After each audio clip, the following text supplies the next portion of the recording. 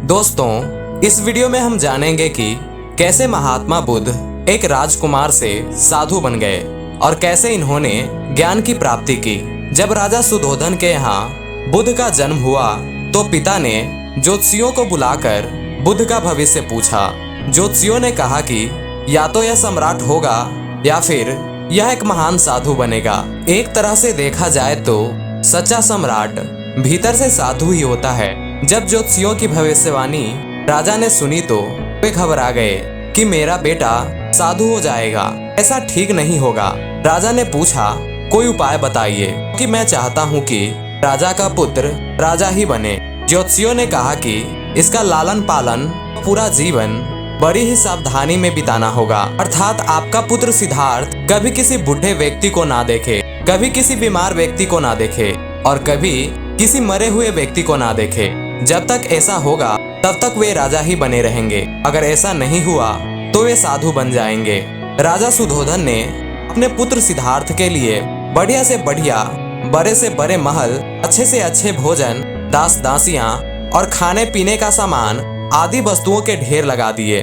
पिता ने पुत्र को सुख सुविधाओं में इतना उलझा दिया कि उसे बाहर का संसार याद ही नहीं आया। सुधोधन ने समझ लिया कि इतने सुखों के आगे प्रश्न ही उपलब्ध नहीं होता। वे निश्चिंत हो गए। राजा सुधोधन ने बिल्कुल पक्की व्यवस्था कर रखी थी कि उनका पुत्र सिद्धार्थ जीवन में कभी भी वृद्ध, बीमार और मृतक व्यक्ति को ना देख सके, क्योंकि वे अपने पुत्र को खोना नहीं चाहते थे। सिद्धार्थ का जीवन ऐश्वर्य और सुख सुविधाओं में बीत रहा था।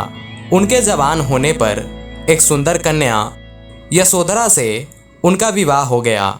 विवाह हो जाने पर सुधोधन की आधी चिंता मिट गई। अब तो शादी हो गई है, अब कहाँ जाएगा? अब तो मेरा पुत्र बंधन में बंध गया है, अब उसके कहीं जाने का सवाल ही नहीं उठता। 1 वर्ष बाद बुद्ध के बेटे का जन्म हो गया। उसका नाम राहुल रखा गया। अब राजा सुधोधन को बिल्कुल पक्का विश्वास हो गया कि अब यह कहीं नहीं जा सकता। एक दिन सिद्धार्थ ने कहा कि पिताजी, आज तक मैंने कभी भी अपनी राजधानी नहीं देखी, आपकी आज्ञा हो तो आज मैं देख आऊं। राजा ने कहा, हाँ हाँ अवश्य जाओ, अपना शहर देख कर आओ। एक सारथी को भी साथ में भेजा गया कि जाओ राजकुमार को राजधानी घुमा फिरा कर लाओ। फिर भी राजा ने चौक चौराहों पर इंतजाम कर रखा था कि कहीं चूक ना हो जाए। सिद्धार्थ के लिए राजधानी के प्रमुख मार्ग खूब सजाए गए थे, पर घूमते घूमते सिद्धार्थ ने थोड़ा उल्टा मार्ग पकड़ लिया। वे उस मार्ग से गुजरने लगे जहां पर तैयारी नहीं हुई थी और आज उनको बहुत आश्चर्य हुआ जब पहली बार उन्होंने एक बूढ़े आदमी को देखा। कमर झुकी हुई, पूरी चमड़ी में झुर्रियां पड़ी हुई थी। वह परेशानी और दुख से बेहाल था। उसकी चाल बहुत धीमी थी। बूढ़े की झुकी हुई कमर को देखकर सिद्धार्थ को एक झटका लगा और उसने सारथी से पूछा, क्या एक दिन मैं भी बूढ़ा हो जाऊंगा? सारथी ने कहा, हाँ राजकुमार, हर व्यक्ति के जीवन में 3 अवस्थाएं आती है, बचपन, जवानी और बुढ़ापा। एक दिन आप भी बुढ़ापे की अवस्था में आओगे। हे कुमार, यह संसार का नियम है, चाहे गरीब हो या अमीर, सबका शरीर स्थिर है, अर्थात बुढ़ा हो जाता है। राजकुमार सोच में पड़ गया। सारथी ने रथ को आगे बढ़ाया तो कुछ दूरी पर एक बीमार व्यक्ति मिला जो रोग से घिरा हुआ था। उस पीड़ित व्यक्ति को देखकर राजकुमार का मन बहुत ही दुखी हुआ। राजकुमार ने पूछा कि इसको क्या हुआ है? सारथी ने कहा, यह व्यक्ति बीमार है, इसलिए यह कहरा रहा है। इस संसार में दुख और सुख दोनों हैं। यह अपने अपने भाग्य की बात है कि कोई दुखी है और कोई सुखी है। क्या मैं भी कभी बीमार हो सकता हूँ? सारथी ने कहा, आप यह विचार अभी छोड़ दें, समय बलवान होता है। ये सारी बातें कर्मों पर निर्भर करती है। चाहे राजा हो या रंक, सुख दुख सब पे आता है। अगर शरीर में कोई रोग आना है तो वो आएगा। यह सब सुनकर राजकुमार सोच में पड़ गया। सारथी ने रथ को कुछ आगे बढ़ाया तो सामने से 4 कंधों के ऊपर एक अर्थी को जाते हुए देखा। राजकुमार ने ऐसा पहली बार देखा था। उसने सारथी से पूछा कि यह क्या है? यह आदमी मर गया है, यह मुर्दा है।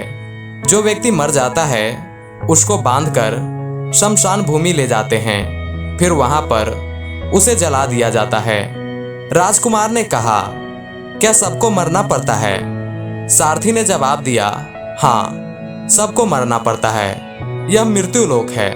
जो जन्म लेता है उसे कभी न कभी अवश्य ही मरना पड़ता है। तो इसका मतलब यह हुआ कि ठीक इसी तरह से एक दिन मुझे भी मरना होगा। मेरी भी शरीर मुर्दा हो जाएगी और मुझको भी 4 कंधों पर उठाकर ले जाया जाएगा। मुझको भी ही रस्सियों में बांधा जाएगा। मेरे भी आगे पीछे घर के सदस्य रोएंगे, तड़पेंगे और जिस संसार को मैंने इकट्ठा किया है वह सारा का सारा मुझसे छूट जाएगा। इसका मतलब यह हुआ कि क्या एक दिन मैं भी मर जाऊंगा?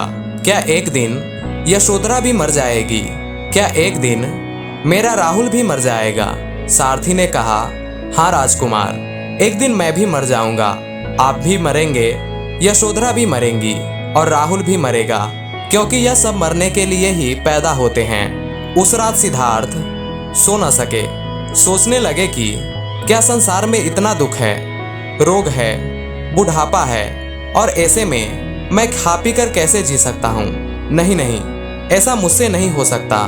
मुझे खोजना होगा उस तत्व को जो दुख, पीड़ा और शोक से रहित हो, जो भय, भ्रम और भूल से परे हो, जो अनंत आनंद से भरा हो, जिसे पाकर फिर और कुछ पाने की इच्छा ना हो।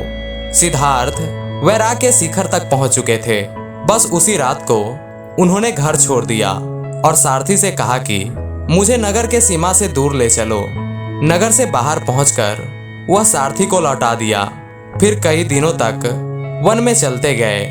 एक घने पीपल के वृक्ष के नीचे आसन लगाकर ध्यान में लीन हो गए और अंततः उन्हें ज्ञान की प्राप्ति हुई।